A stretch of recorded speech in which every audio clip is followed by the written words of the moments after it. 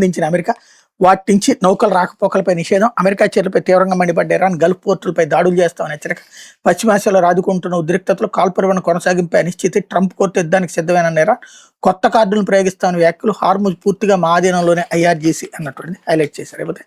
ఎంత చెప్పినా మారరా, తిరుచానూరు పోలీసులపై తిరుపతి కోర్టు ఆగ్రహం, 48 గంటల పాటు నిర్బంధించి కొట్టారు నిందితులు వాంగ్మూలం. దీంతో నిందితులు మెడికల్ చెకప్కి పంపించిన న్యాయమూర్తి కొట్టిన ఎస్ఐ సస్పెన్షన్కు సిఫార్సు చేస్తామని స్పష్టీకరణ, సీఐకి మెమో జారీ చేయాలని ఆదేశిస్తామని న్యాయాధికారి. వైఎస్ఆర్సీపీ నేతలపై అక్రమ కేసుల వ్యవహారంలో పోలీసులు దాష్టికం మరోసారి వెలుగులోకి అన్నటువంటిది హైలైట్ చేశారు. లేకపోతే వేటకి విరామం,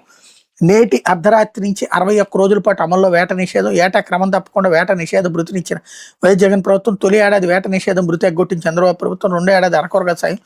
ఏడాది ఎప్పుడు ఇస్తారో చెప్పని ప్రభుత్వం అన్నటువంటిది హైలైట్ చేశారు. నాడు రక్షణ వలయం, నేడు ప్రైవేటు నిలయం, మత్స్యకారుల సంక్షేమ ఉపాధి కోసం వైఎస్ జగన్ జువ్వెలదిన్న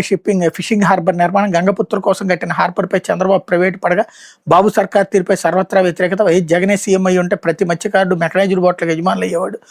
1250 బోట్లను 50% సబ్సిడీతో మత్స్యకారులకు అందించాలని జగన్ ఆలోచన, ప్రతి బోటుకి 12 నుంచి 15 మంది లబ్ధిదారులను ఎంపిక చేయాలని ప్రణాళిక, తొలి దశలో వైఎస్ఆర్ మత్స్యకార భరోసా లబ్ధిదారులకు, ఆ తర్వాత మిగతా వారికి చేయూత, బోటు ఖరీదులో 10% లబ్ధిదారుల వాటా, 90% బ్యాంకు రుణం, యువల్దిన ఫిషింగ్ హార్బర్ అనుబంధంగా మత్స్యకార మహిళలకు ఉపాధి అవకాశాలు, Matsya Sampada packing marketing food కోర్టుల ఏర్పాటుకు చర్యలు, మత్స్యకారుల ఆర్థికాభివృద్ధికి అహర్నిశలు కృషి చేసిన జగన్ అన్నటువంటిది హైలైట్ చేశారు.